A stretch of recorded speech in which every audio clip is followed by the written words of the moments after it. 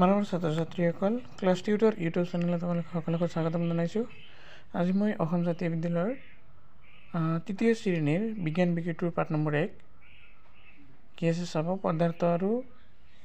পদাৰ্থৰ অৱস্থা এইটো পাঠৰ প্ৰশ্নোত্তৰ মই সকলোকে বিতংভাৱে আলোচনা কৰিছোঁ। ভিডিঅ'টো ভাল লাগিলে লাইক কৰিবা, লগতে চেনেলটো ছাবস্ক্ৰাইব কৰিবা। এতিয়া ভিডিঅ'লৈ যাওঁ।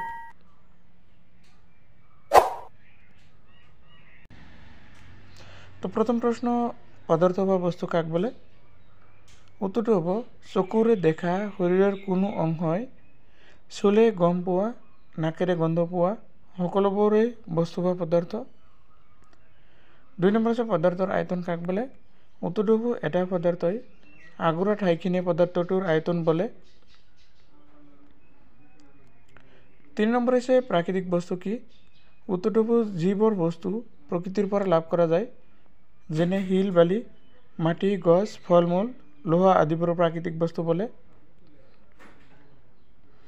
4 নম্বৰ আছে পদাৰ্থৰ অৱস্থা কেইটা আৰু কি কি? উত্তৰটো হৈছে পদাৰ্থৰ অৱস্থা 3টা, সেইকেইটা হ'ল গোটা বা কঠিন, জলীয় অৱস্থা আৰু গেছীয় অৱস্থা।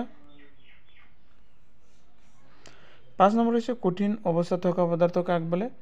উত্তৰটো হ'ল নিৰ্দিষ্ট আয়তন আৰু নিৰ্দিষ্ট আকৃতি থকা পদাৰ্থক কঠিন অৱস্থা পোৱা পদাৰ্থ বোলে। খ নম্বৰটো জলীয় অৱস্থাত থকা পদাৰ্থ কাক বোলে? উত্তৰ নিৰ্দিষ্ট আয়তনত থকা কিন্তু আকৃতিত নথকা পদাৰ্থবোৰক জলীয় অৱস্থাত থকা পদাৰ্থ বোলে। গ নম্বৰ হৈছে গেছীয় অৱস্থাত থকা পদাৰ্থ কাক বোলে? উত্তৰটো নিৰ্দিষ্ট আয়তন আৰু নিৰ্দিষ্ট আকৃতিত নথকা পদাৰ্থবোৰ গেছীয় অৱস্থাত থকা পদাৰ্থ বোলে। এবাৰ 6 নম্বৰৰ কঠিন আৰু জলীয় অৱস্থাত থকা পদাৰ্থৰ মাজত পাৰ্থক্য কি?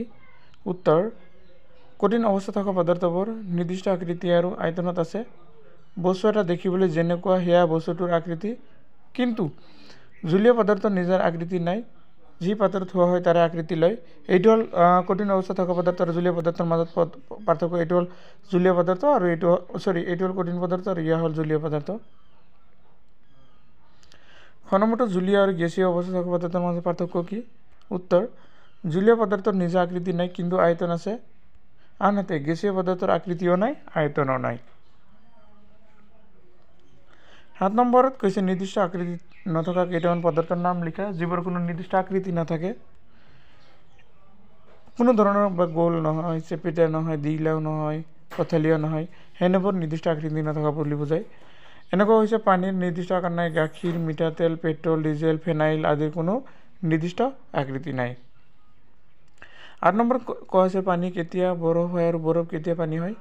উত্তৰ পানী বৰ চেঁচা হ'লে বৰফ হয় আৰু বৰফ হ'লে তাপ পালে পানী হয়। খ নম্বৰ পানী কেতিয়া ভাপ হয় আৰু ভাপ কেতিয়া পানী হয়? উত্তৰ পানী তপত কৰিলে ভাপ হয় আৰু ভাপবোৰ ওপৰলৈ গৈ জলীয় বস্তুৰ লগত মিহলি ভাপবোৰ পানী হয়। তো তোমালোকৰ ভিডিঅ' এইখিনি লিখে আৰু ভিডিঅ'টো সমগ্ৰ চোৱাৰ বাবে ধন্যবাদ জনাইছোঁ।